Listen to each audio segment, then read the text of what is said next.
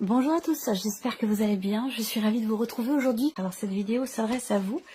Si vous êtes taureau, si vous êtes ascendant taureau ou si vous avez votre signe lunaire en taureau, quel que soit votre signe solaire. Alors commençons tout de suite justement par l'énergie dominante sur ce mois, le 7 de coupe. Alors cette carte-là, elle est, j'allais dire presque à double tranchant, dans le sens où l'énergie qui vous entoure, ça peut être même plusieurs énergies. C'est-à-dire que là, il est possible que vous ayez des opportunités, différentes opportunités qui se présentent à vous, différentes possibilités qui se présentent à vous, différents chemins qui s'ouvrent également devant vous. Et il va être question, pour certains d'entre vous, de choisir, de décider. Et c'est là que ça se complique un peu. Parce que le fait que ce soit le 7 de coupe, eh bien justement, on est un petit peu dans la confusion, dans le doute, dans l'hésitation. En sachant quand même que, c'est ce que je dis toujours, c'est toujours préférable, toujours mieux finalement d'avoir le choix que de ne pas l'avoir du tout. Voilà.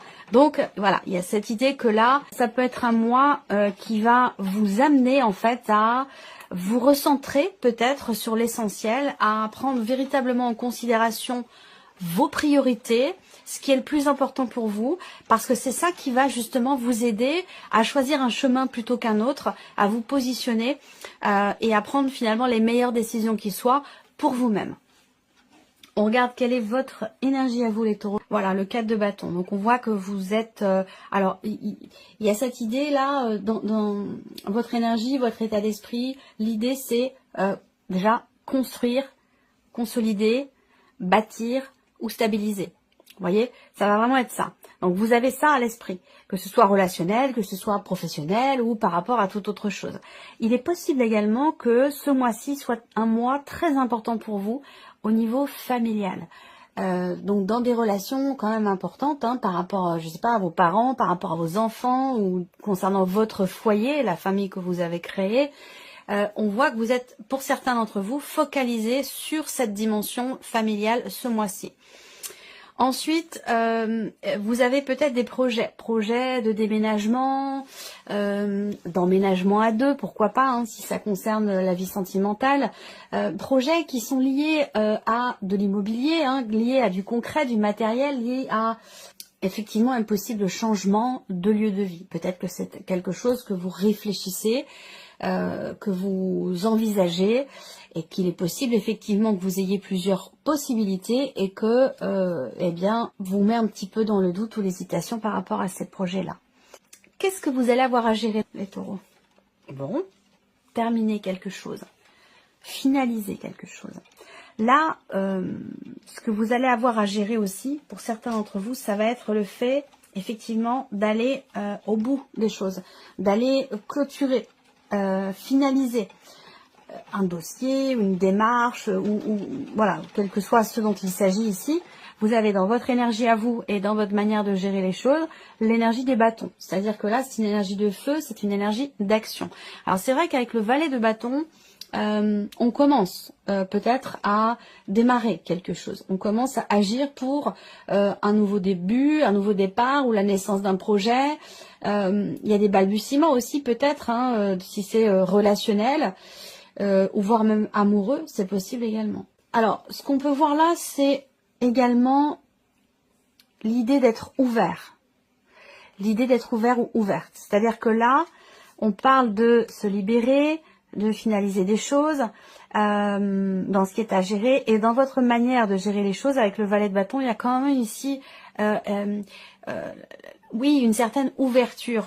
Pas forcément ouverture d'esprit parce qu'on n'est pas ici sur les épées, mais on est sur les bâtons. C'est-à-dire que là, vous préparez ou vous accueillez justement le champ des possibles. C'est-à-dire que c'est l'énergie qui vous entoure qui pourrait vous mettre dans le doute, dans l'incertitude, alors que vous êtes avec le 4 de bâton dans votre énergie, on a quelque chose quand même qui est très carré, qui est posé, il y a une notion de stabilité. Voyez, et avec le valet de bâton dans votre manière de gérer les événements, il y a un entrain, il y a une curiosité, il y a un désir, il y a quelque chose quand même qui est assez neutre aussi, je dirais. Il n'y a pas d'appréhension, il n'y a pas d'a priori, vous voyez. Donc, je pense pas que vous vous laissiez finalement influencer ou atteindre par cette énergie qui pourrait vous mettre dans le questionnement, dans l'inquiétude ou dans les doutes, dans l'hésitation plutôt. Alors, on va regarder quel est votre point fort, quel est quels sont vos atouts. Le fait que, effectivement, vous ayez déjà en amont structuré les choses dans votre tête, structuré votre projet, réfléchi, analysé, décortiqué, et que du coup, c'est la raison pour laquelle maintenant, là, dans ce semestre, eh bien, vous êtes dans l'énergie de l'action. Voilà. Vous n'êtes plus à réfléchir, à cogiter, à ruminer ou à structurer les choses, clarifier les choses dans votre tête. On voit bien que là, pour vous, les choses sont très très claires. Après, votre atout, là, j'ai autre chose à vous dire par rapport à ce tirage.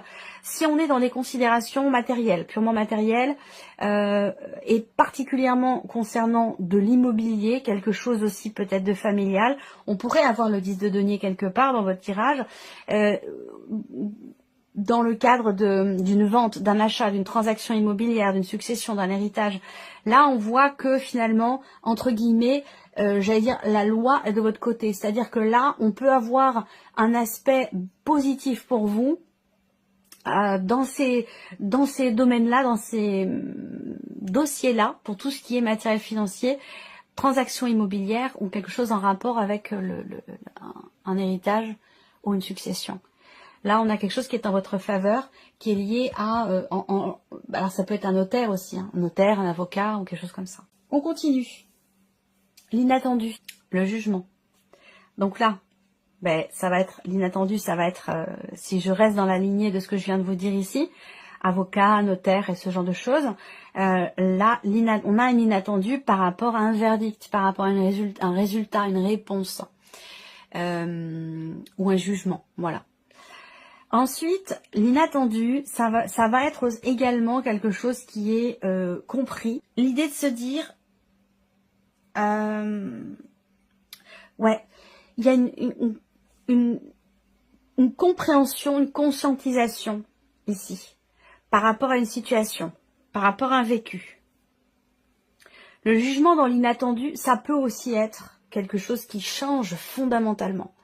Parce que c'est quand même une énergie de transformation, mais aussi une énergie de renaissance, de renouveau. Comment vous gérez les choses? On a le valet de bâton. Donc on est dans une énergie ici nouvelle.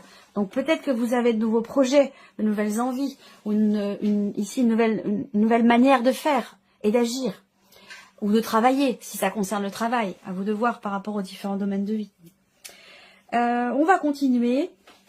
Qu'est-ce qui découle de cet inattendu, donc de cette compréhension, conscientisation ou de cette transformation quand même importante? Le 6 de bâton, donc on a bien ici l'idée d'un succès, d'une réussite.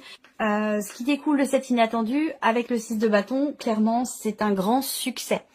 C'est une grande réussite. Donc on a ici une énergie très très positive et l'idée qu'effectivement vous ayez peut-être réussi à dépasser une situation ou à finaliser, j'allais dire, un projet que vous aviez. Je vous ai dit tout à l'heure ce qui est à gérer avec le monde, hein, finaliser, terminer. Le monde, c'est quand même une énergie de fin de cycle, fin de dossier, fin de chapitre, fin d'histoire.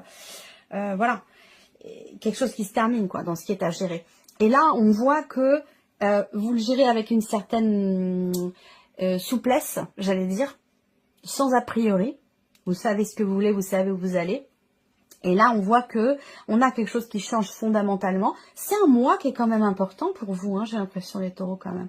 Et là, on voit que de ce qui découle de ce changement, ben oui, c'est un succès. Il y a aussi, si vous êtes en cours de procédure, que ce soit une procédure par rapport à un ancien patron, que ce soit une procédure par rapport à toute autre chose ou une procédure de divorce, peu importe, quelle que soit la procédure ici, parce qu'on est dans quelque chose quand même qui peut avoir un rapport avec la légalité, la loi, vis-à-vis d'un juge, d'un avocat, ou même lié à de l'immobilier aussi, eh bien, avec le 6 de bâton, on vous reconnaît quelque chose. Donc, il y a un inattendu qui change complètement la donne et qui fait que, derrière, on a une réussite, on a un succès et quelque chose qui vous est reconnu. Voilà. Donc, ça, c'est plutôt intéressant. On termine ici par l'aspect positif. C'est le mouvement, c'est l'évolution, c'est le changement. La roue de fortune ici, c'est...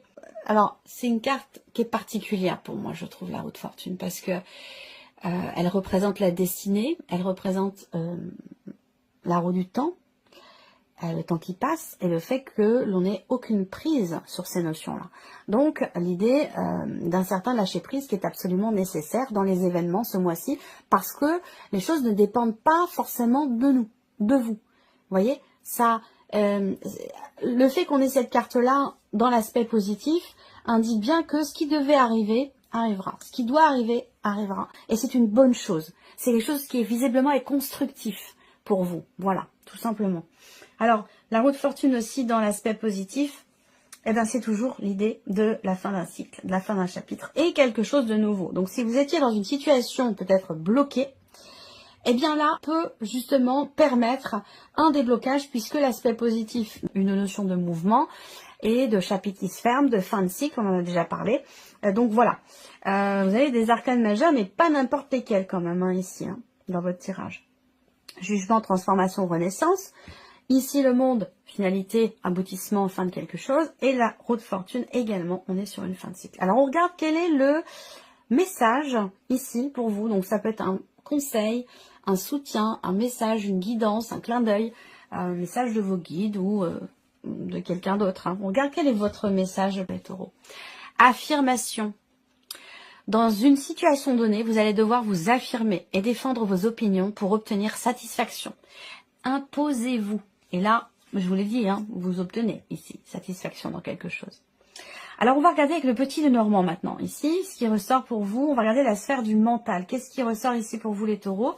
Au niveau du mental, peut-être que vous attendez des nouvelles qui sont importantes pour vous et qui permettraient un changement. C'est marrant, je vous parlais tout à l'heure de mouvement, de changement, voire même de déménagement, quelque chose qui a à voir avec de l'immobilier. On voit que effectivement, hein, pour certains d'entre vous, vous êtes focalisés sur ces points-là. Hein, sur sur des papiers, des documents que vous attendez, un courrier que vous attendez, une réponse que vous attendez qui vous permettrait de pouvoir partir ou de pouvoir changer quelque chose. On voit qu'il y a vraiment cette notion ce sujet-là sur lequel vous êtes focalisé pour certains d'entre vous. Pour d'autres ici, vous avez conscience d'avoir à exprimer quelque chose, d'avoir à parler d'un sujet, à extérioriser quelque chose que vous avez peut-être gardé pour vous et qui ne vous fait pas forcément du bien. Il y a vraiment cette idée ici d'extérioriser les choses, d'en parler, vous en avez pleinement conscience pour que la situation puisse évoluer, puisse progresser. On va continuer, on va regarder la partie émotionnelle pour vous.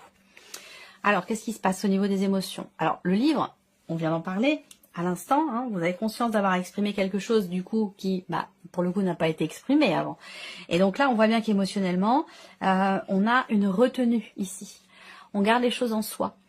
On ne les exprime pas. Avec le livre, en général, on a la notion de secret aussi, hein, qui peut être présente, ou en tout cas, ça peut être un secret, ça peut être un déni aussi. Hein. En tout cas, pour moi, il y a sur un plan émotionnel quelque chose qui n'est pas exprimé ou quelque chose qui n'est pas extériorisé, qui peut être vécu, en tout cas, de toute façon, intérieurement. Et avec le jardin, qui représente justement l'ouverture, qui représente l'extérieur. Émotionnellement, on est encore sur la même chose que ce que je viens de vous dire avec le Lenormand, dans l'aspect, dans la sphère du mental. Donc, on voit bien que vous êtes parfaitement conscient ou consciente d'une situation, d'avoir à exprimer ou à extérioriser quelque chose ici à quelqu'un.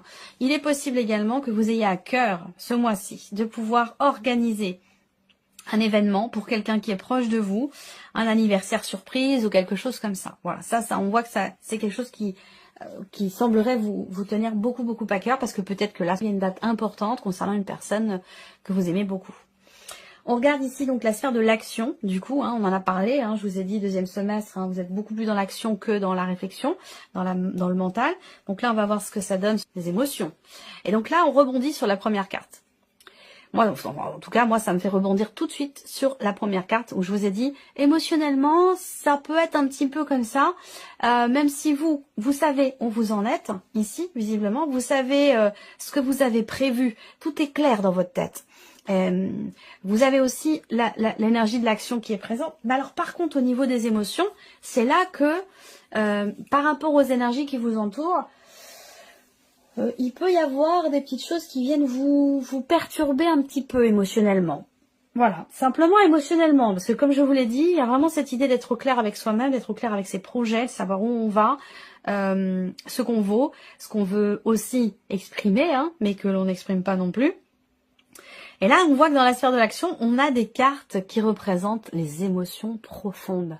Donc là, est-ce qu'il va s'agir pour vous véritablement d'événements qui touchent vraiment à la corde sensible? C'est-à-dire que là, par rapport à tout ce que je viens tout ce que je viens d'aborder, j'ai l'impression que c'est en fait extrêmement investi émotionnellement. Alors c'est intéressant parce que ça voudrait dire quand même que malgré des émotions fortes, vous arrivez quand même à faire bouger les choses, à avancer, à cadrer, à garder la tête froide aussi, hein, c'est ça également. Le roi d'épée dans vos atouts, c'est de pouvoir garder la tête froide par rapport à des émotions qui sont fortes et qui sont profondes ici, dans ce qui est en train de se passer pour vous. Voilà. Alors, on termine avec un message du petit oracle des pensées positives. Alors, chiffre 1. Le cadeau. Je m'offre un cadeau parce que je le mérite pleinement. Je travaille dur pour dépasser mes épreuves et mes souffrances. Je garde espoir, j'avance comme je peux et j'ai envie de me récompenser. C'est normal et légitime. Je fais de mon mieux et cela mérite bien un cadeau car je suis indulgente avec moi-même. Le petit conseil, la valeur monétaire du cadeau n'a aucune importance. Le principal est de vous offrir quelque chose de gratifiant.